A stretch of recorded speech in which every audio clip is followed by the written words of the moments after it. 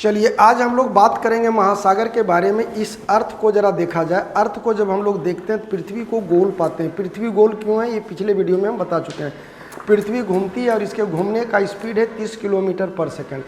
जरा इस अर्थ को गौर से देखा जाए, कहीं पर भी इस पार्ट से इस पार्ट तक हम लोग धरती को नहीं पाएंगे। गौरतलब ये है कि जरा आप गौर से देखिए, ये जो रंगा हुआ भूभाग है ये भाग धरती का है, और जो भाग इस कलर का है, नीला कलर का है, वो भाग पानी का है। जरा धरती को पलट करके देखिए, कहीं पर भी धरती आर पार है क्या? जो इस पोल से इस पोल तक हो, अर्थात उत्तरी ध्रुव से दक्षिणी ध्रुव तक हो, तो ऐसा आप कहीं पर भी नहीं पाएंगे। अर्थात पूरी धरती को बांटने वाली कोई विभाजक रेखा नहीं है। अर्थात कुल मिलाकर के धरती एक पोल से दूसरे पोल तक सतह वाला भाग, सुखल का भाग, सूखा हुआ भाग नहीं है। अगर पृथ्वी घूमती है तो तय है कि यहाँ का पानी यहाँ, यहाँ का पानी यहाँ, यहाँ का पानी यहाँ, यहाँ का पानी यहाँ जाएगा। अर्थात पानी में रोटेशन होता रहेगा। उस घूमने के कारण जो जलधाराएं बनाती है वो एक अलग टॉपिक है। तो पृथ्वी जो ऐसे घूमती है और ऐसे घूमने के कारण पानी एक जगह से दूसरे जगह, दूसरे जगह से तीसरे जगह जो जाती है वो उसका रोटेशन है। अर्थात कुल मिलाकर के किसी भी कीमत पर पानी का हम नामकरण नहीं कर पाएंगे, क्योंकि जो पानी देखिए, जो पानी यहाँ है वही पानी यहाँ आएगा कि नहीं, जो पानी यहाँ है वही पानी यहाँ आएगा कि नहीं। तो अभी बतलाइए कि पानी का कभी नामकरण हो पाएगा क्या? संभव नहीं है। तो लोगों ने गड्ढे का नाम रख दिया। जरा एक बार देख लिया जाए, यहाँ पर जो हम लोग पाते हैं ये है उत्तरी अमेरिका, ये है दक्षिणी अमेरिका, यहाँ पर है यूरोप, यहाँ पर है अफ्रीका, यहाँ पर है एशिया, यहाँ पर है ऑस्ट्रेलिया, नीचे आता है अंटार्कटिका। लेकिन ये जो बड़े बड़े गड्ढों में जो पानी हम लोग पाते हैं उन गड्ढों का नाम रख दिया गया। जैसे इस गड्ढे का नाम लोगों ने रखा प्रशांत महासागर।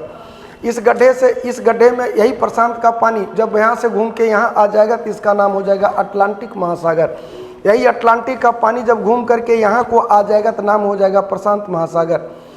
तो इस प्रकार जो हम लोगों ने क्या पाया कि हम लोगों ने यह पाया कि पानी का किसी भी कीमत पर नामकरण नहीं किया जा सकता। गड्ढे का नामकरण कर दिया जाएगा और वो गड्ढे में चाहे जहाँ का भी पानी आए उस नाम से जाना जाएगा। जैसे आप लोग कॉलेज में नाम लिखाते हैं, कोई अलग अलग कॉलेज स्कूल से पढ़ा हुआ है, कोई यहाँ से पढ़ा, कोई वहाँ से पढ़ा, कोई बिहार से, कोई झारखंड से, कोई यूपी से, कोई एमपी से।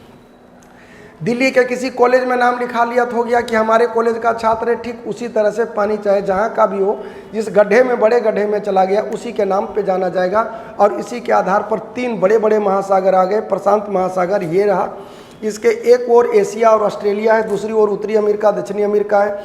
एक ओर यहाँ पर अटलांटिक पाते हैं, एक ओर उत्तरी अमेरिका, दक्षिणी अमेरिका, यूरोप और अफ्रीका पाते हैं। यहाँ पर एक ओर हम लोग पाते हैं कहाँ? हिंद महासागर।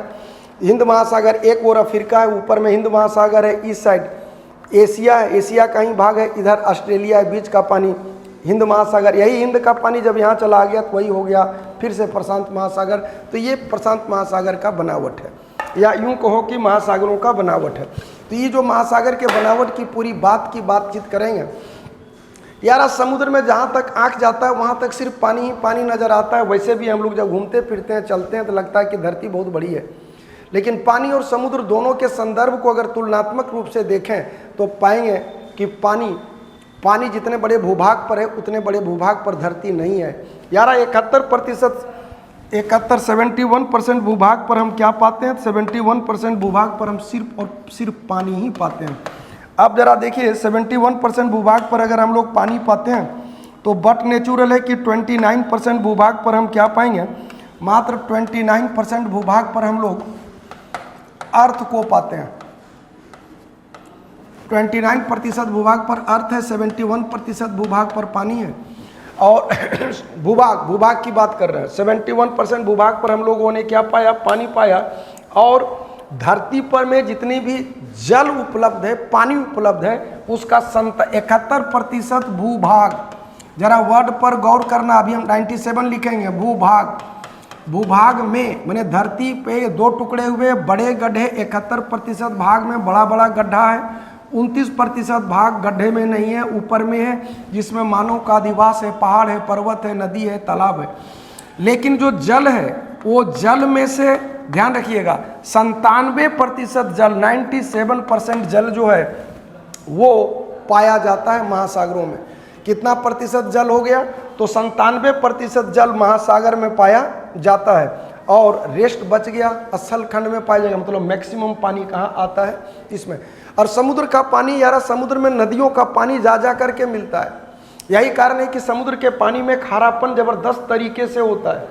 कुल मिलाकर के अभी हमने पाया कि पृथ्वी पर उपलब्ध पानी का 97% जल कहाँ कहाँ महासागर में है। 71% भूभाग पर महासागर पाया जाता है, 29% भूभाग पर ये पाया जाता है। ठीक है, 70.8 जल खंड के 88.9 भाग में महासागर है, 11.1% भाग में सागर और झील आता है। अब जरा सा गौर से देखा जाए, यहाँ पर आप क्या पाते हो जरा गौर से देखिए। 0 डिग्री से ऊपर के भाग को उत्तर बोलते हैं, 0 डिग्री से नीचे के भाग को दक्षिण बोलते हैं। जरा सा गौर करो, उत्तर वाला भाग इसमें मैक्सिमम धरती का स्थल खंड का भाग है 29% वाला। यहाँ पानी कम है, धरती ज़्यादा है। जरा दक्षिणी गोलार्ध को देखो, इसके नीचे दक्षिणी गोलार्ध, दक्षिणी गोलार्ध में पानी ज़्यादा है, धरती कम है, पानी ज़्यादा है, धरती कम है।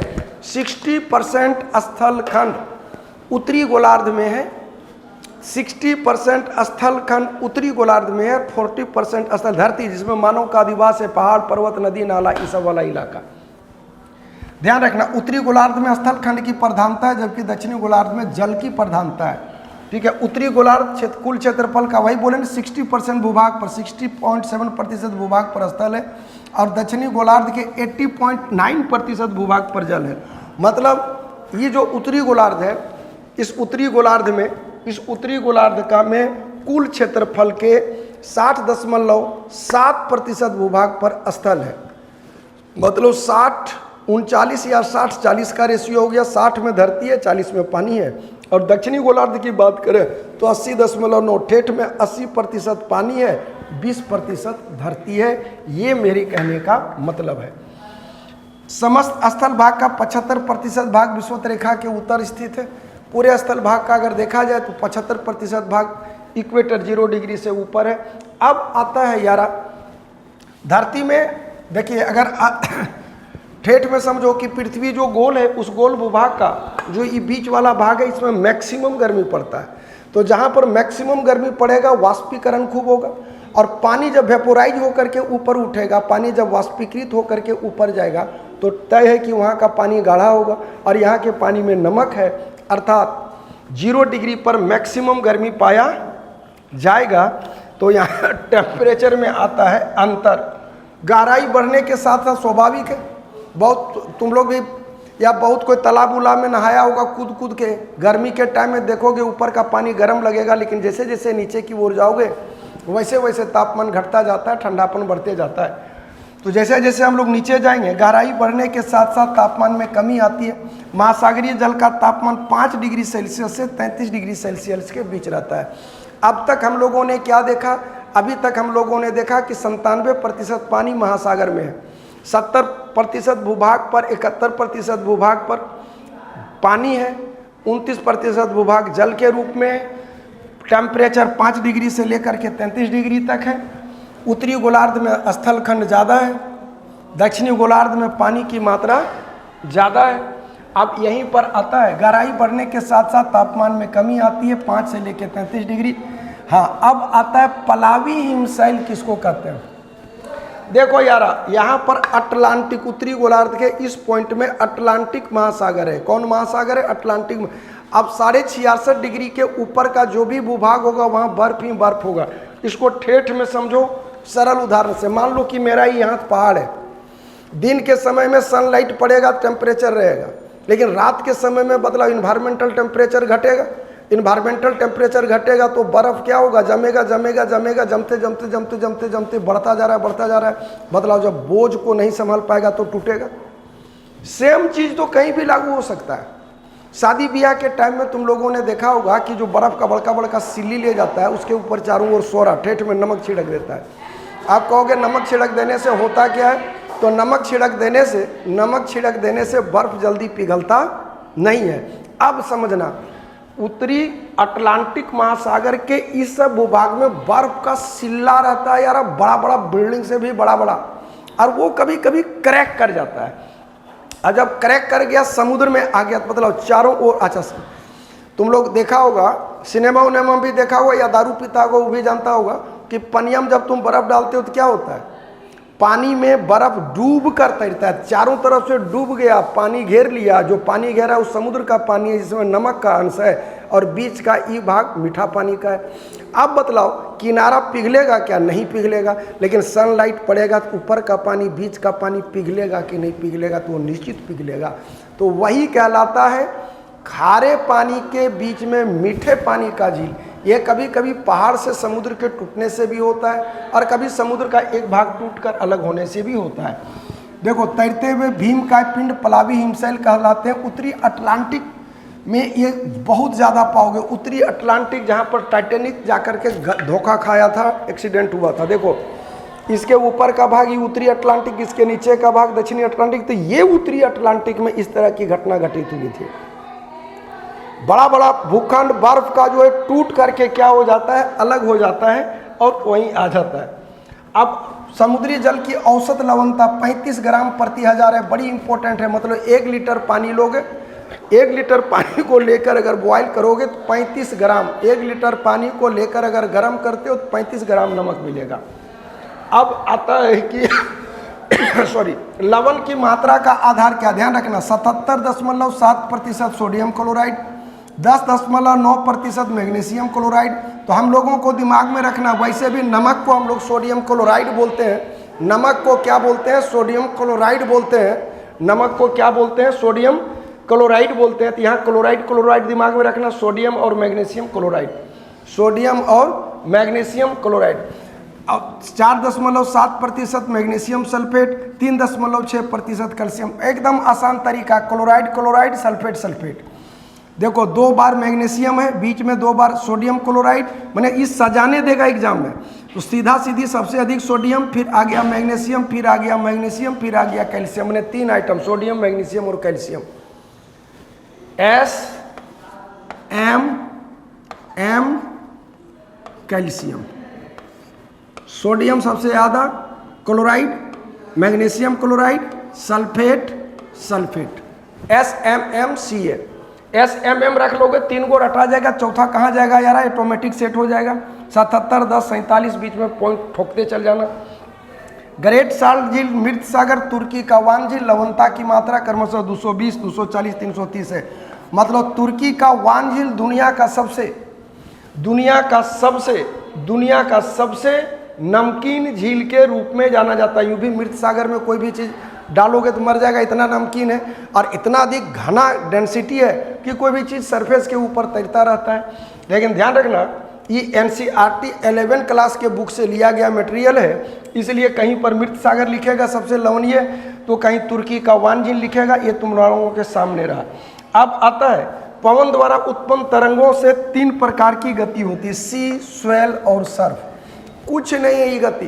तो लोग सिनेमा देखा होगा, सिनेमा में देखते हो समुद्र तट के किनारे हीरो हीरोइन बैठा है या बड़ा बड़ा पत्थर चट्टान है, उधर से वेव आया, यूं आया, किनारे में टकराया, साई मारा, ठीक है। तो वहाँ पर जो बहुत दूर तक जाता है, फिर बैकवाश होता है, तो इधर से गया फिर इधर से आके टकराता है, तो वही जो फेन छोड़ता है ना, ओकरे हम लोग सर्फ बोलते हैं। आया गया यही सब सी और स्वेल कहलाता है। तो ये पूरी एक जानकारी हो गई महासागर के बारे में। अब हम लोगों की बात आएगी कि अगर हम लोग महासागर के अंदर एंट्री लेंगे तो महासागर कैसा होगा भाई? ऊपर से देखने तो एकदम जहां तक आग गया वहां तक पानी पानी नजर आ रहा है, लेकिन अगर हम कुआं बोले तो क्या होगा? एक गड्ढा होगा, बीच में एकदम घचाक से नीचे चल जाएंगे, जितना नीचे गए उतना ही उसका सरफेस रहा। अगर हम लोग तालाब बोले तो धीरे धीरे धीरे एंट्री लेंगे, गत्ते घुसेंगे, बीच से जिधरे जाएंगे उधरे धीरे धीरे पानी घटेगा। लेकिन अगर हम लोग समुद्र बोलेंगे तो उसका डिजाइन अंदर का कैसा होगा? तो वही कहलाता है समुद्री बेसिन की रूपरेखा। दूसरा तक सवाल पैदा होता है यार, जब 29% भूभाग में पहाड़ हो सकता है, बड़े बड़े गड्ढे हो सकते हैं, उसको स्थल खंड में जोड़ते हैं, तो 71% भूखंड भी तो भूखंड ही है। वहाँ का आलम क्या होगा? क्या वहाँ कोई गड्ढा है? क्या वहाँ कोई पहाड़ है? क्या वहाँ कोई पठार है? तो इन तमाम बातों की चर्चा हम लोग नेक्स्ट वीडियो में करेंगे, अन्यथा वीडियो लंबा हो जाएगा। वीडियो के संदर्भ में जो भी आपकी ओपिनियन हो, आपकी विचारधारा हो, वो निश्चित रूप से कहें। वीडियो को लाइक, शेयर और सब्सक्राइब निश्चित रूप से कर दें। जय हिंद, जय भारत।